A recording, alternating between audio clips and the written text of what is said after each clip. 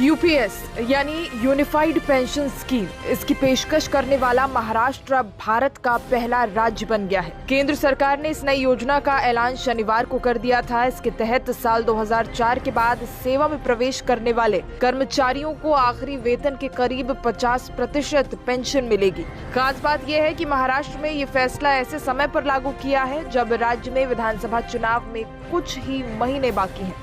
केंद्र कैबिनेट की तरफ से यूपीएस को मंजूरी दिए जाने के महज 24 घंटे के अंदर ही महाराष्ट्र में इसकी पेशकश की जाने लगी है। इधर कई केंद्र कर्मचारी संगठन में भी राज्यों में इसे लागू किए जाने की मांग कर रहे हैं। महाराष्ट्र में शिवसेना की अगुवाई वाली नेशनल डेमोक्रेटिक अलायंस यानी एनडीए सरकार है। आपको बता दें, शनिवार को प्रधानमंत्री नरेंद्र मोदी की अध्यक्षता में केंद्रीय मंत्रिमंडल की बैठक में इस प्रस्ताव पर मोहर लगाई गई। केंद्रीय मंत्री अश्विनी वैष्णव ने कहा कि यूपीएस में कर्मचारी को 25 वर्ष की सेवा के बाद आखिरी साल के औसत वेतन के 50% के बराबर पेंशन मिलेगी। यूपीएस 1 अप्रैल 2025 से लागू होगी। इस योजना के पूरी देश में लागू होने पर लाखों कर्मचारियों को फायदा मिलने की संभावनाएं हैं। क्या है यूपीएस और कब से ये लागू होगा, आपको इस वीडियो में बताते हैं। केंद्रीय मंत्री अश्विनी वैष्णव ने कहा है कि यूपीएस में कर्मचारी को 25 साल की सेवा के बाद आखिरी साल के औसत वेतन के 50% के बराबर पेंशन मिलेगी। एकीकृत पेंशन योजना 1 अप्रैल 2025 से लागू होगी।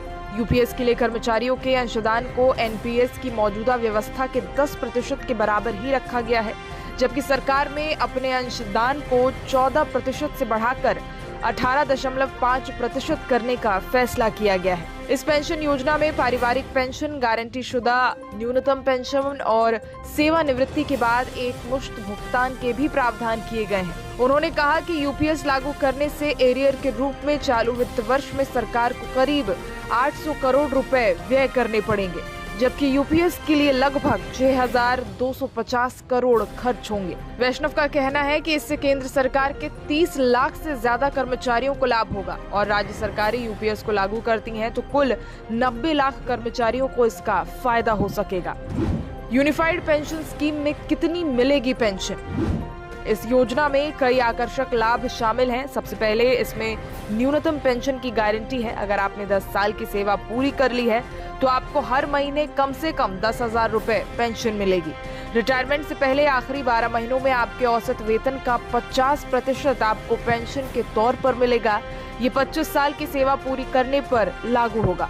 अगर आपकी सेवा 25 साल से कम है तो आपको कम अवधि के हिसाब से पेंशन मिलेगा, लेकिन इसके लिए आपको कम से कम 10 साल की सेवा तो पूरी ही करनी होगी।